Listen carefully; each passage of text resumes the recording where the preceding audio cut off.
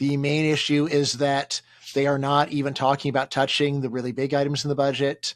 And if you don't talk about those and you keep taxes where they are, then we're driving 100 miles per hour into a brick wall. So what is the myth of the rational voter? That's a title of one of your books. Simplest way is it's the idea that if most people think that something is true, then it's true. And yeah, no. A lot of stuff that people think is true is actually incorrect. It is just not possible for us to keep going on this way indefinitely. It's a little bit awkward because when does the day of reckoning come? And that's one where it's like, it's hard to actually predict. When financial disaster happens, normally it's after people have been warning for years this isn't sustainable, and then finally there's a sudden crash or collapse. So a lot of this debt is being held by really the Federal Reserve, I guess the U.S. government and U.S. investors. I think it's more like 70%. Is it a different kind of debt than if somebody who has a car and a credit card and is drowning in that kind of debt? Maybe they got a bad mortgage. How is it different in the sense where the government, where the United States owes itself its own debt? Right. This all owes itself talk is nonsense. There's some people who own the debt and other people that are paying taxes to handle it. It doesn't change anything, which is that if you keep racking up this debt, then eventually you won't be able to raise enough in taxes to keep paying it. The amount of interest will go through the roof. There is one important difference, but it doesn't matter whether it's foreigners or natives that hold the debt. The important difference is we can actually just print a pile of money in order to go and wipe out the debt. So we do have this one other escape hatch, which is hyperinflation. So yeah, we can be Argentina if we want. We can go and have 1,000% inflation.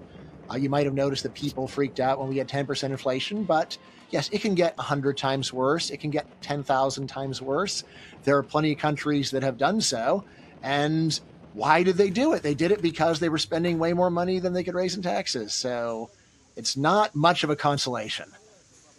All right. What do you think of this 1 million gold card membership?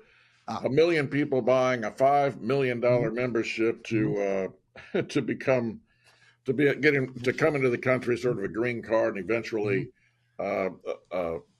get citizenship. It sounds like a good idea if they could get 1 million people to come over here and contribute $5 trillion worth with their 5 million apiece.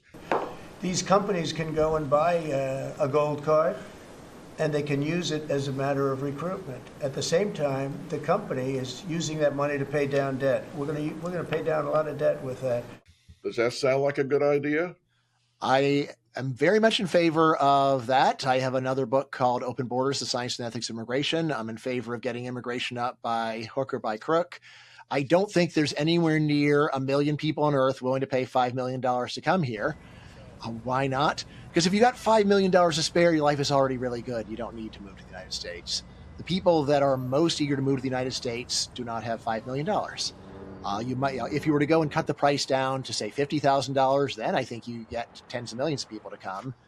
So you might be able to actually raise more money that way. But yeah, there just aren't that many people who are that rich who are desperate to get out of their countries. Is there enough government real estate and assets that they could sell off? I've seen those ideas put out before. Yeah, so that is actually one of my very favorite ideas. My most recent book is called Build, Baby, Build.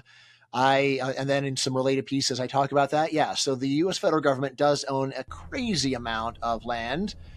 Some of it is basically just desert or mountains, but a lot of it has plenty of opportunity for resource extraction. If you could actually go and get the government to start selling off many tens of thousands of square miles of land, and especially if you didn't have any problem with international investors buying it, you could raise a lot of money doing that. I would say that might be even more unpopular than cutting Social Security, because people would rather keep the land useless under the ownership of the federal government than allow it to be serve a useful purpose in the hands of a private developer. There's just so much hostility to and resentment of private developers, even more if they're foreign, even though this is basically taking land that is just being wasted right now and doing something productive with it.